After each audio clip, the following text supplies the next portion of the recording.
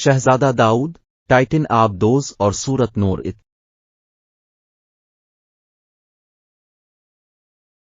Ocean get 2021 سے ارب پتیوں کو سمندر کی تہ میں 3300 میٹر نیچے ٹائی ٹینک کے ملبے کی سیر کرا رہی ہے۔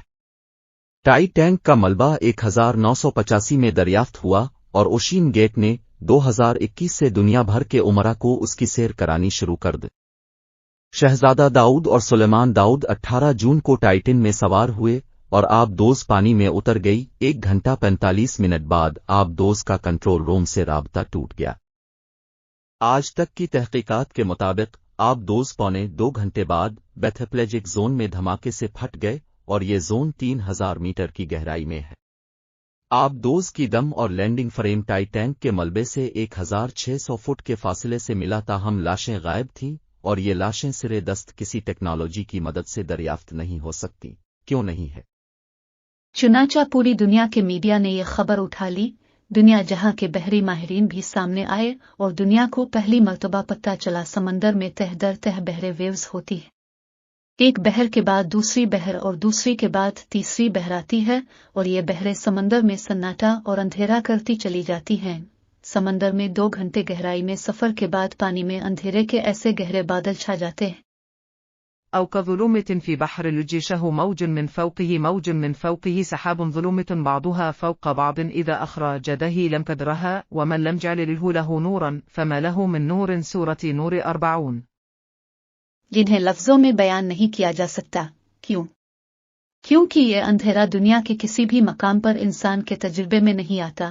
بحری ماہرین اس اندھیرے کو پچ ڈارکنیس کہتے ہیں۔ یہ اندھیرا اتنا گہرا ہوتا ہے کہ انسان دوسرے ہاتھ کو ٹٹول نہیں سکتا۔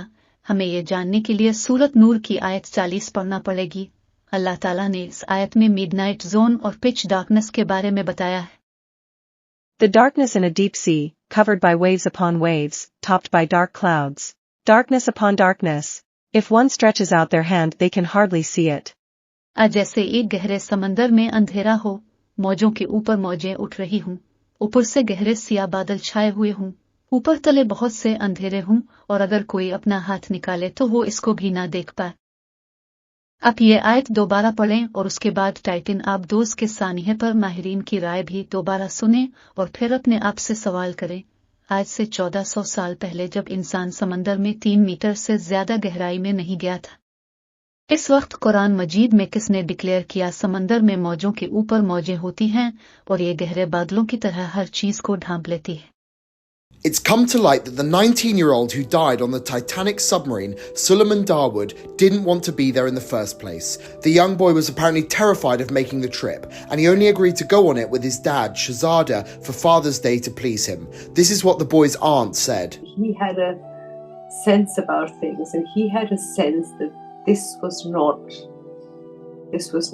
okay, and he was not very comfortable about doing it. He was